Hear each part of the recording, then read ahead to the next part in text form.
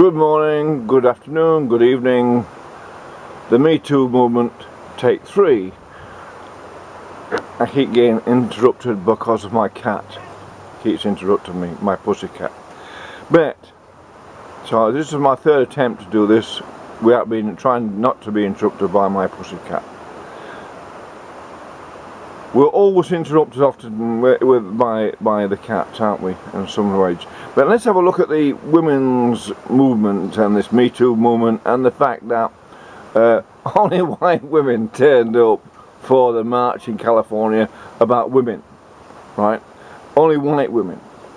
And it's very, very odd, that, isn't it? Only white women. Not black women or Hispanic women and all like that, or slightly coloured women, Indian women, no, or Chinese women, they didn't turn up. Only white women, well, as far as I know. So let's have a look at that in context and have a look at what is really going on here. Is it not the women that are at fault and not the men? And let's have a look at this in real context. Yes, men should not sexually harass women, that's for sure.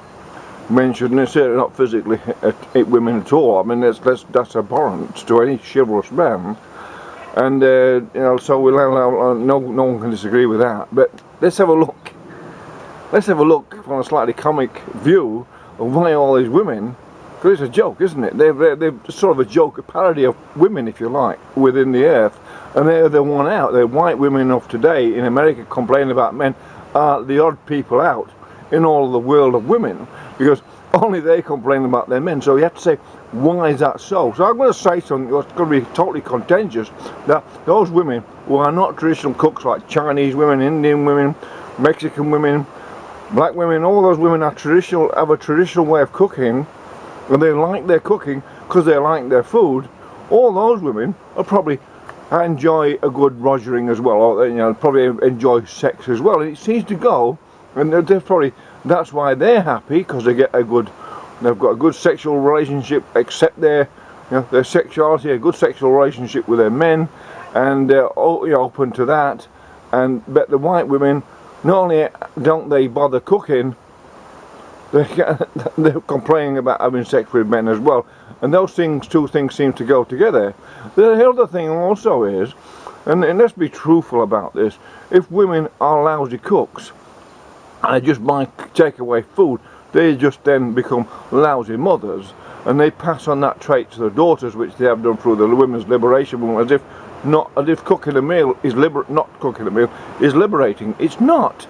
It's putting kids into a diabetic prison, an illness. The most important capital we have is our children. How they turn out, education-wise, health-wise, etc., is the most important thing we can have down through the generations. Traditional people know that. So women, I'm awful cook, I cook my meals every day, so I'm not saying women should cook meals, but I'm saying it's very important that women pass on the understanding of nutrition to their children down through the generations, so their children are always healthy and reasonably happy. But the white women are just complaining about having to cook, want all equal jobs, regardless of their skills, and we want everything, regardless of our effort. Regardless if we don't cook for our kids, we complain about men wanting sex, and it's only those women doing this complaint. We're not having women have problems all over the world. I'm all for the total and utter respect as a chivalrous man, which I'm proud to say I'm chivalrous. I like to help women, and still will. If they're in need, I will help them. That's what I'm born and raised to do, that, to help and be assistance and kind to women. But you've also got to have a sense of humour and say those women who are not acting rather selfishly and peevishly and bitchily about any man who may look at their breasts or their body shape or whatever, regardless, they attract their attention on purpose by buying all these sexy clothes. So, but who is it? Which women? Is it only white women who be concerned that men ogle their bodies? Are all the other women in the world, the Hispanic women and the black women, are they saying, no, men are looking at our bodies, we can't stand it. Oh, it's bothering us because men are looking at our bodies or fancying having sex with us. So what has happened is this, and I'm going to be satirical if you like there, maybe they've emasculated the Western man so much mixed with the fact that Western man has turned lovemaking into a porn show. So those two together have put Western women off Western men in that context. These younger men, not us older men, they're still alright. You know, we've got more respect for women maybe in the bedroom than the younger men have, and that might not be helping the situation either. But the thing is, because they are emasculated men to be humble and weak and meek before women, well, that doesn't help a man when it comes, and a woman when it comes to actually getting it on and getting it into the bedroom, because a man has to be sort of confident that he's not going to be, can get on with it. Not going to be offending the lady because he has an erection. And it seems now that women are offended in America particularly, and other places, that men may get an erection because of them. How terrible, how horrible of men to be thinking we may get an erection because of women.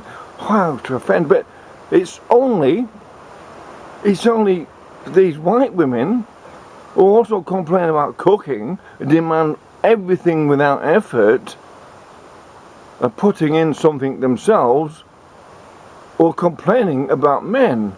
Well, maybe they're just people who are complaining. Let's put it now. Let's take the sex gender, neutralize this, and say maybe they're just sport people, sport by their mothers, to expect too much out of a life without the effort. And they're also told that if you show your body, you're going to get, you're attracting a man by your body, but you're only attracting specifically the right man with the right wealth. So therefore, they've cheapened themselves. They haven't made themselves.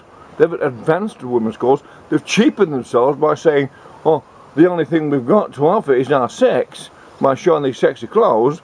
And then when the wrong men ogle at them, oh, you're all being offensive and sexually harassing them. Only the exact right men should be able to ogle them and fancy them sexually. So it's like it's an aberration, if you like, in the psychology and emotions of women. Something's gone wrong there. A few generations ago, they thought women's liberation. What does it mean? What is a liberated woman? No one actually has defined this ever since this movement came out. No one has said, no one's defined philosophically speaking, liberated woman. What about liberated humans? Let's talk about liberated humans and equality. What the hell does equality mean? Who's equal to who? I don't know. We're all equal under the justice system, as far as I read it. Justice system is where the equality is, in the justice system. And apart from that, there is no actual way of specifying what is equal. We should all be treated equally with equal respect in the streets.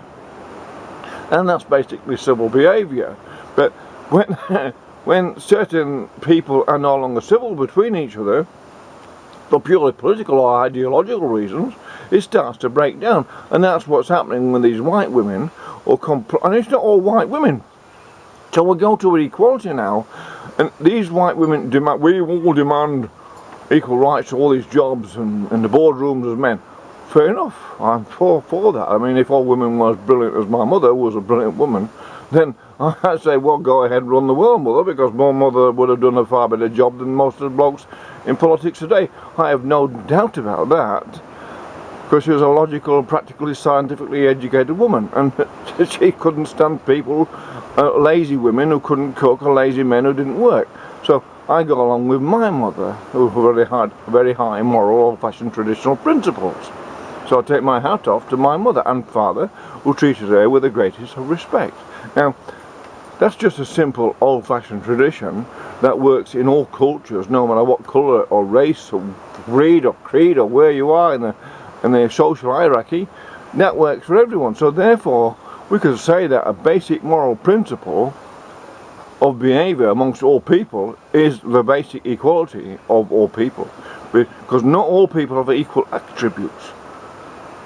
Well, I've got certain attributes, but I'm not equal to certain guitarists when it comes to playing guitar, which I was, or soccer players that play when it comes to playing soccer, or scientists when it comes to practicing the technicalities of science.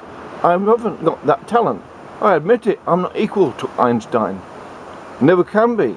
I'm not equal to Newton. I could never do that. I could never do that. I could not equal my mother in about to read a book a day and stuff like that. So we're not all equal. To pretend we're all equal is anathema to common sense and biological rhythms what affects the social outcomes and cultural outcomes. To say we're all equal, and this thing about equality, if women are really into being equal, what about those women, if women dress the sexiest women, the ones with the, the playboy shape and looks, if you like, they have then an advantage over their sisters who are more, say, plain Jane. I don't want to be rude to women, because you cannot identify the sexiest woman. You can't identify the sexiest woman by her body shape or face. There's no way you can say that's the sexiest woman. It's actually maybe the opposite. The plain Jane lady with anyway, maybe damn sight more sexually aware and enjoy a good romp in the bedroom than these dolly girls who are offended because you might fancy them. So that's something. And then also the lady, what's more retained of that, may also be a better cook. So it might be a better bet all around when men are going into the sort of market of women. Ignore these pretty women, or ignore them, and find yourself a plain lady who's not up herself about, oh, I can't cook because you're a man, or you fancy me sexually. That's offensive. Maybe men have to rethink this and leave these pretty women alone, because they can be a rather expensive, sexually defunct nuisance, pestilence on your bank account, and that's what it is. It's all about materialism and not about spiritualism. So if they're really into the equality, then all job applicants should be done with anonymously. If you cannot have women saying we want equality and then taken up to jobs in these really stunningly sexy outfits, and then have an advantage over women who are less well endowed, if you like, physically by nature, because that then would more equalise the job opportunities for all women, and that's a better form of equality than this one. Now we demand equality to men. It's a nonsense. It's an absolute nonsense, because women we don't need men. I was told by women, oh, we don't need men. No, wait till your car gets a puncture in the middle of the night and you can't get the wheel nuts off. Who are you going to get to do it? A man. If your engine packs it in, who are you going to get to fix it and tow your car? A man. Amen. Amen. That's right. You're going to get a man. Who's going to build your house? Who's going to pour the concrete in your footings in your house? A man. Who's going to protect you in the riots? A man. Or a group of men. We don't need men. It's offensive to men, because men are naturally chivalrous. Most men are naturally protective towards women. It comes with the territory of being a man. Now these people say, oh, we don't need that. Well, yes, they do. I mean, they're just denying a biological natural fact, and also insulting all their sisters who are not white, who have a more traditional attitude towards males and female roles, which most of the world, let's face it, majority of the world still live in a traditional male-female role. It's not all perfect out there, but they live by these traditions. White women have brought that down, so we don't cook anymore for kids, we don't have to do anything, we're just women, we just look, all we've got to sell now is we can't have a conversation about stuff, all we've got left is, to look sexy. That's all we've got left. Women's liberation went so before you could have a fabulous conversation with women. Now all you can think about, you can't have a conversation with them, you can't even look at them sexually, or without them getting offended. So what is that? That's not advancing the cause of women. That's destroying the cause of women. The women's feminist movement, MeToo movement, is destroying the cause of women. And that's why the wise women, the Mexican women, the Hispanic women, the black women are not joining so much into this MeToo movement, because they're wiser than their white sisters, and they know that enjoying being a woman, enjoying the sexual attention of a man is damn good. It costs nothing, doesn't it? It's free pastime.